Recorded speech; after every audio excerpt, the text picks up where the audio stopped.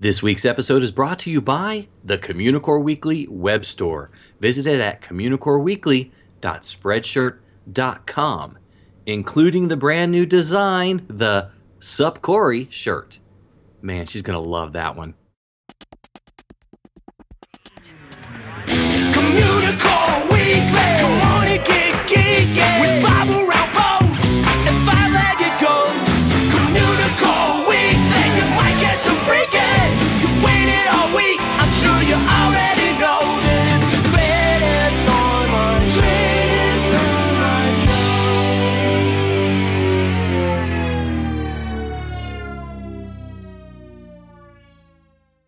Hello and welcome to Communicore Weekly, the greatest online show and home of the world's first pair of independently born identical twins. I'm George. And I'm Jeff, and I'm just eating all this chocolate over here. Chocolate? I love chocolate. You got chocolate? I do have chocolate. Do you want some chocolate? I ain't got no chocolate. Well, I can send it to you. It might melt a little by the time it gets there. Yeah, well, yeah, I mean, it is kind of warm, I guess, in parts of the Midwest right now. I think it's warmer there than it is right here. Yeah, it probably is, because you're in California. That's true. But I do have lots of chocolate to keep me company. Wow, they let you have chocolate in the building? No. I was like, because they know what chocolate does to you, right? What makes my tummy hurt, but I don't care. I love chocolate. Turns you into the chocolate Hulk. Chocolate Hulk eats. That way we can tie it back into Marvel, which brings it back to Disney. Boom. So Nailed the it. chocolate is a tax write-off. Yes. There you go. This is the greatest idea you've ever had, George. I'm trying. I mean, Good hey, work. Good job. Good gotta do job. something. Speaking of great ideas, now that we talked about chocolate a lot, we should talk about a theme park that deals with chocolate. It's time for Disney History.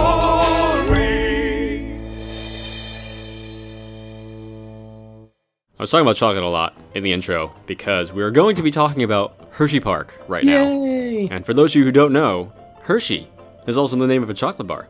Did you know that, George? Yeah, I had some earlier tonight, actually. Did That's you? why I didn't have any left. Oh, that makes way more sense now.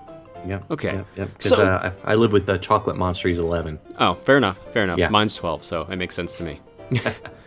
So this idea of a quote-unquote Hershey Park goes way back to the founding of the town of Hershey, Pennsylvania in 1903. On January 26th of that year, Milton S. Hershey made the decision to build his chocolate factory on the farms to the southwest of Dairy Church in Spring Creek, Pennsylvania. And Hershey acquired over 400 acres of land in his initial purchase, which also included the water rights to Spring Creek.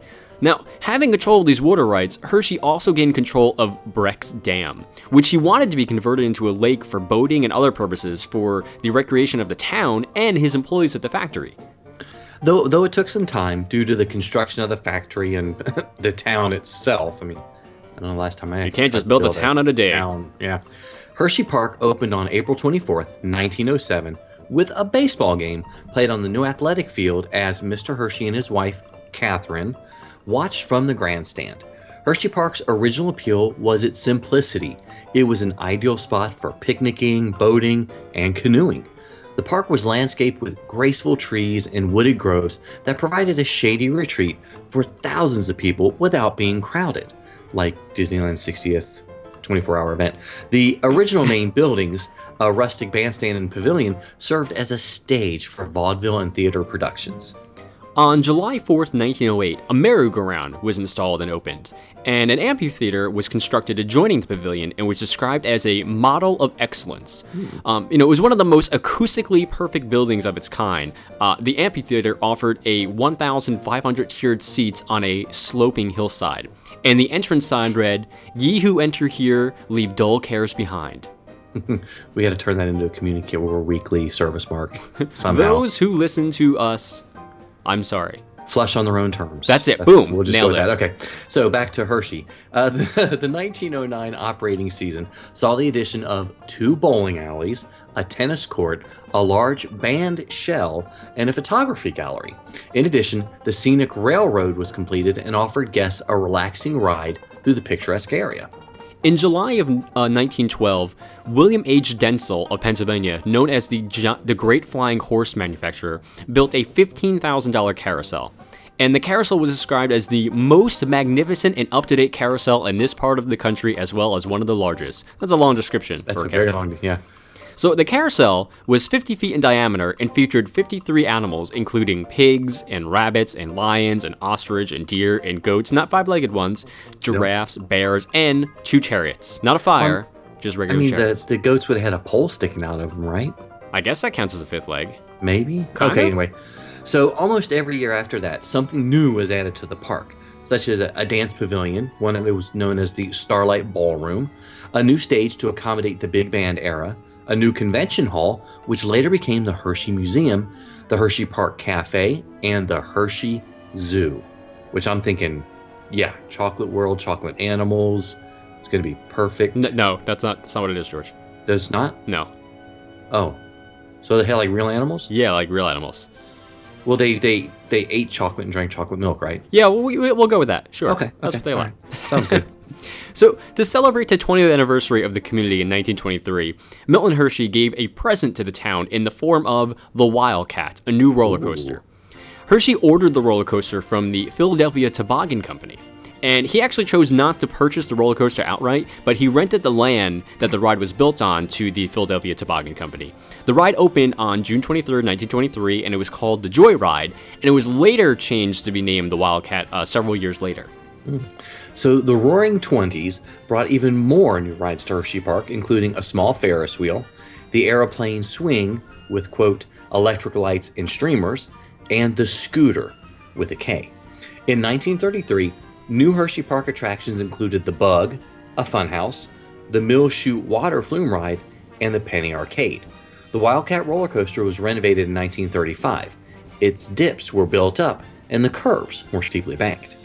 In 1941, Hershey Park bought a ride from the New York World's Fair, which was an instant success when it opened. They called it the Aerial Joy Ride, and it marked the last ride to the park that was added until 1945. Due to World War II, unfortunately, and the subsequent war rationing, the park was prohibited from adding new rides or attractions. And the Hershey Park Zoo, with regular animals, not chocolate ones, it was shut down in 1942 as a result of the war as well, and actually didn't reopen again until 1950. So in 1943, Hershey Park remained closed for almost the entire season due to the gas shortages related to the war. And this was the first time the park hadn't been open on Memorial Day or the 4th of July. The park remained closed until September 18th, when it opened with a show in the Hershey Park Ballroom starring musician Bobby Sherwood. By 1945, there were more than 24 amusements and fun devices, in quotes, and the original carousel was replaced by the one that is still being used there today. In 1946, the Wildcat roller coaster was replaced by the Comet, which is still a family favorite and is ranked in the country's top 10 wooden roller coasters still to this day. And the Comet was actually the last ride that Milton Hershey himself purchased before he passed away. So despite the growth of the park in the immediate years following World War II, it began to slow down after the addition of Kittyland in 1949. From 1950 through 59, the park only added 4 rides, including the addition of twin Ferris wheels, 66 feet high. And it wasn't until 1960 that the park added another adult ride in the form of Turnpike. The Dry Gulch Railroad was added a season later in 1961, a complement to the 50-year-old miniature railroad. The former featured a live, steam-powered 440 locomotive named Merida, not the one from the Pixar film, but a different one, and it was built for the park by Crown Metal Products. And they continued to add attractions both to complement their Kittyland and their adult audience throughout the 1960s. And there was even a monorail added in 1969, alas, not designed by Bob Gurr. Oh, and not a chocolate monorail. Not a chocolate monorail either. Yeah, okay. Well, despite the investment in the park, there was an overall decline in it. There were fewer people to pick up trash, and attractions were subject to vandalism since there wasn't a gate around the park. The park got to the point that it was facing one of 2 options: reinventing itself or closing. Thankfully, they chose to reinvent the park.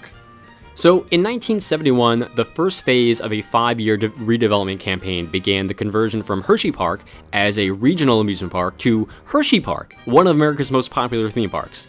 And when we say Hershey Park now, there is no space between the words. Hershey Park is all one word. This 5-phase project was orchestrated by Randall Duell, and the park was gated in 1971 and a one-price admission plan was started, which coexisted with a pay-as-you-ride general admission policy. The initial price for the one-price admission plan was $3.50 for adults ages 12 and up, or $1.75 for juniors age 5 to 11. Children ages 4 and under entered for free. The general admission plan charged adults $1 to get through the gates, juniors 50 cents, while children ages 4 and under were again free. This plan allowed people to enjoy live entertainment in any non-ride facility. I'm assuming like the bathrooms? Sure.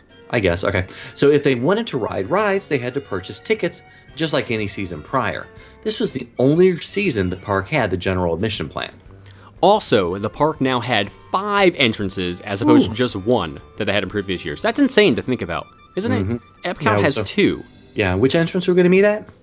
Yeah, you know, that 4th one. Yeah, okay, good. But during the course of this 5-phase plan, the park received numerous upgrades and ride relocations. Old rides, which weren't maintained as well, were removed, and new rides were appealing to that era's audiences. They were put in. During the 1972 season, the park experienced a massive flood resulting from the rains of Hurricane Agnes. A number of rides were severely damaged, including the park's first log flume, the Mill Chute, and the park's slides, Magic Carpet Slide, which never reopened. The flooding resulted in a change of focus in where to put rides in the redevelopment as well. For example, the Kissing Tower, which is still one of the most popular attractions at the park, was delayed until 1975 and built on the highest spot in the park. On July 4th, 1977, the Super Duper Looper, the first steel looping roller coaster on the East Coast, opened. And it kind of marked the end of the redevelopment project in the park, and the next major ride wouldn't be added for another 10 years. But by the mid-1980s, Hershey Entertainment and Resorts got hotel investments behind them, and they were able to build new hotels and new attractions for all the guests that were coming in. You know, a lot more coasters were added, and the park continued to expand. In 1996, Hershey Park celebrated its 90th operating season with the unveiling of a new one-of-a-kind wooden roller coaster, the Wildcat with no spaces, named after the original Wildcat that Milton Hershey originally got for the park in 2007. Hershey Park, well, no, he got it back in... Wow, good way to see a period, ladies and gentlemen. Okay, so yeah, Milton Hershey originally got for the park a long time ago. Proper space. In 2007, Hershey Park celebrated its 100th anniversary. A fireworks show occurred every weekend, and as another aspect of the celebrations, Hershey Park opened the boardwalk at Hershey Park, a water park area. See, I would have gone with a chocolate milk. See, I don't find that sanitary whatsoever. Well, so... Do you really want to be going into, like, brownish water? Well, I don't know. This isn't Willy Wonka. It's not, I'm sorry. It's gross. Okay. Anyway, even to this day, the park is continuing to expand. Hershey Park has really undergone many, many changes since it opened in 1907, but what has remained the same over the years is their commitment to provide guests with fun and entertainment in the midst of a beautiful, natural surroundings. And if you really want chocolate, Hershey Park, the theme park, you do have to pay for it. Hershey, I think it's Hershey World it's called, which houses, the factory tour, which is an awesome dark ride and gives you free chocolate at the end. That's free. You can just go and check that out. I see a Communicore coming up. Right? It's actually, that way. I've been there. I've been to Chocolate World many, many times without actually going into Hershey Park. And I honestly, it's a pretty cheesy dark ride about the making of how they make the Hershey chocolate bars. That said, the animatronics are pretty cool, and they're usually always working compared to some other theme parks that have unworking animatronics. I think it's great, to be honest with you. And again, it's free. How can you go wrong? That's true. That's true. I still got to make it up there, though. Yes, you do. Yep. So, but we want to know what you guys, our loyal cadets, think about Hershey Park. Have you been there? What's your favorite thing about the park? Should the zoo really be made of all chocolate animals? I mean, hey, we're just asking.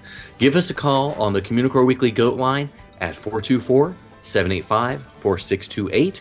That's 424-785-GOAT. He's a nerd, he's a geek, but we all like to hear him speak. So listen up to the words from his speech. It's George's Book of the Week. This week's book is Figment by Jim Zubkovich, who was the author, and Felipe Andrade, who was the illustrator. And, this book was very highly anticipated in the Disney nerdosphere when it was released in comic book form back in the summer of 2014. And what we're reviewing this time is the hardbound compilation of all 5 of the initial releases, or more commonly referred to as the graphic novel. I thought the series started off really great with issue number 1, the first part of the book. We meet Blarion Mercurial, I don't know where they came up with these names, who is a young Englishman who's been hired as part of the Academy Scientifica Lucidus Institute. And we do quickly learn that he comes from a very poor background and gained entrance rather tenuously based on his merit. And he's also kind of working on a self-directed project that he sees as important, but the chairman of the institute doesn't. And it has something to do with reading brain thoughts, and unfortunately it wasn't like the device that from Back to the Future that Doc Brown had on his head. Yeah, but it's okay. It reads his brain waves, but I don't want to get into spoilers. So there is a mishap in which we do meet Figment, or Figment is sort of created, and that's sort of where the adventure actually starts. And as I mentioned, I don't want to give too much away, but the graphic novel does sort of take us into the world of imagination. And that's where we sort of meet him as Dreamfinder, but he doesn't know that yet, and we don't know that yet. But the two of them must find their way back to London. And if we go back to London, because the director or the chairman of the institute sees the invention, starts to mess with it, and he pulls some very interesting characters from his imagination, and there are some disastrous results from there. I thought Andrade, the illustrator, really did a great job with the artwork. Thought the artwork was spectacular. It's got a really steampunk feel to it, sort of like steampunk light, I guess you could call it. Yeah, steampunk light. And it really worked well with Dreamfinder, but all the Dreamfinder stuff and his contraptions lend to that Dreamfinder mythos or aura, so to speak. And I didn't think it was a terrible graphic novel. I just didn't enjoy it as much as I wanted to. I think my personal hype level was so high that I really was excited about it, and it just didn't give me everything I wanted. I don't know what that was, though. Maybe to bring back the original Journey into Imagination attraction? Maybe. Which it didn't. Well, anyway. I know you read it too, Jeff. I didn't know if you wanted to share some thoughts. Yeah. I mean, to be honest, I liked it a lot. And, this was the second in the line of Disney Kingdom's releases. The first one was Seekers of the Weird, based on based on Rowley's Museum of the Weird concept. Yeah. And to be honest with you, I didn't particularly enjoy Seekers of the Weird so much. I don't know. It would have been great as like a 3-issue thing, but because it dragged out for 5 issues, I just found it kind of boring. So reading Figment, maybe that altered my judgment, but I felt Figment was kind of like a huge breath of fresh air to me. Just being able to see the various worlds that, the machine opens portals to, and, the creatures that are within them. To me, I thought that was really great. And it was a slightly altered new backstory for Figment, but it did harken back a little bit to the original ride concept, which I thought was cool. Yeah. And it was steampunky, but in some ways it was a little too steampunky. I think the villains of the piece were pretty over the top steampunky. I think that was kind of insane, but I still liked it. It really played at our nostalgia, and it showed us things from the original attraction in this brand new setting. And it showed some cool things that we love from the ride, like the Dreamcatcher that shows up, which we're all basically. I was reading it from issue 1, going, when is the Dreamcatcher going to show up? How is that going to play into it? And then when it did, I thought it was pretty awesome. I'm not going to say how, but I thought it was pretty great. Yeah, you don't want to ruin it. I mean, it's sort of like what you mentioned.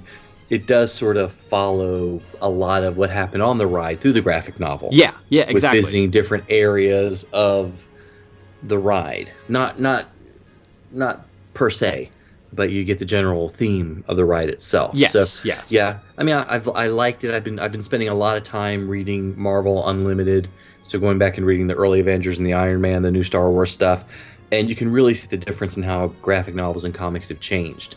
And I guess I was just wanting something different from it. That makes sense. I understand that. I don't know. I totally get it. Yeah, but at least it didn't let me out into the graphic novel of Honey, We Shrunk the Audience. That's a fair point. I'll give you that one. But I mean, they're doing pretty well with the graphic novel so far. I mean, I don't know if it counts, but the Space Mountain one we talked about a while ago, Yeah. I think Yeah. that we enjoyed that. Seekers Yeah. was just okay, and I'm halfway through reading the Big Thunder Mountain comic now, and that's pretty enjoyable. It's got a better storyline. Good. And it features Tony Baxter as a character. Well, I mean, his Hey. name isn't Tony Baxter, but let's face it, it is Tony Baxter, you guys. Isn't it like some kind of Gold Rush or Goldfinch? It's his character from the Big Thunder Mountain Q. That's right. Bullion, Yeah, that's right. it. Bullion, that's it. Which But makes I me liked Figment, soup. to get back on topic since we were... Yeah, since we're way off topic. But so I think, if you have an interest in Figment or Dreamfinder, I think you're going to enjoy the graphic novel. Just don't be expecting like a scene for scene of the ride. But That's their structure. You're getting a little bit of a backstory. yes, Is where Dreamfinder came from, where Figment came from, where the Dreamcatcher comes from. this is the closest we're going to get to ever having the original Yes. Imagination ride back. So Exactly. maybe this is a good substitute for it. Sure. Okay, so this week's book was Figment. You don't know what you know till we know you. You just don't know. Here's one little fact we bet you didn't. One little fact we bet you didn't know.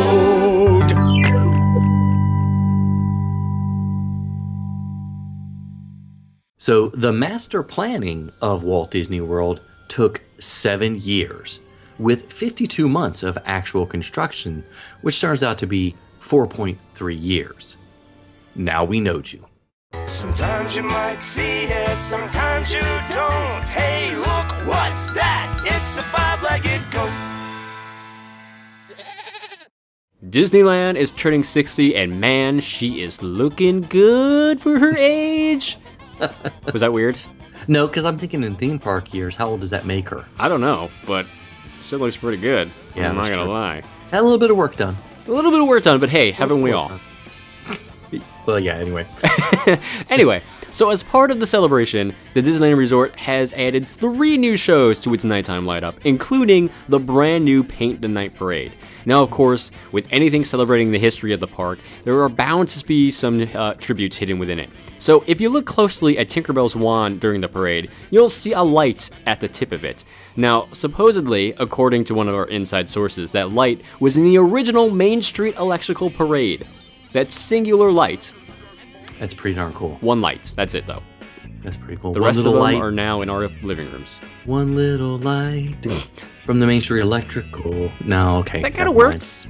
Yeah, I just need to flip the parade in there somehow. Yeah, But you can figure it out. We'll workshop Yeah. it. That's cool. we'll workshop it. We'll get it done. No worries, guys. So speaking of something we should have workshopped well before we started it, it's time for this week's year winner for the Year of a Million or So Limited Time Cadets Prize weekly winner. You're just adding words to the end of that now. I know. I just try for fun. So, the Year of a Million or So Limited Time Cadets. This week's prize winner, we'll get to in a second. But first, we want to remind everybody how to join because this is a real thing. We're sending out prizes every week. You just have to email communicoreweekly@gmail.com. Send us your name, your address, obviously, so we can mail you the prize, and your birthday because we are sending out some birthday surprises as well. So again, email communicoreweekly@gmail.com. And this week's prize is a copy of Before Tomorrowland, the book, which came out before Tomorrowland. And we reviewed, okay, this always confuses me. Okay, so it's an awesome book. We both loved it. Highly recommend reading it in tandem with watching the movie. Well, not in tandem. That'd be weird. No, but yeah, maybe before. But anyway, this week's winner is Shauna Berry D. from Oakland, California. Hooray! So, yay, Shauna, yay. So don't forget to email us so you can enter and be part of our Year of a Million or So Limited Time Cadets. And again, thank you guys so much for watching and listening to another episode of Communicore Weekly. Yes, and no matter how you listen to the show, whether you're watching it on YouTube or listening on iTunes, be sure to leave us a comment or a rating. We'd love to hear what you think about the episode.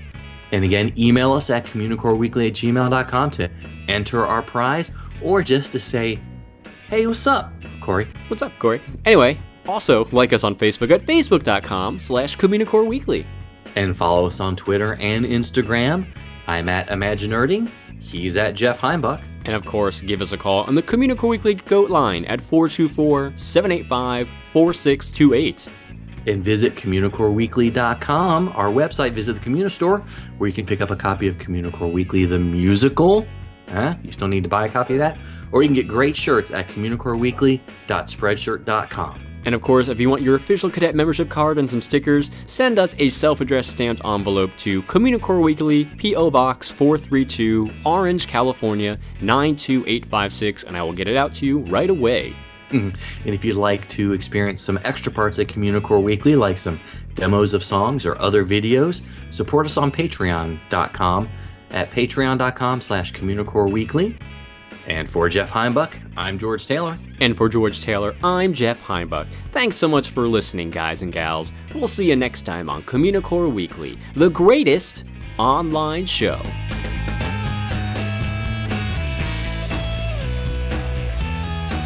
Jeff's still stuck in line.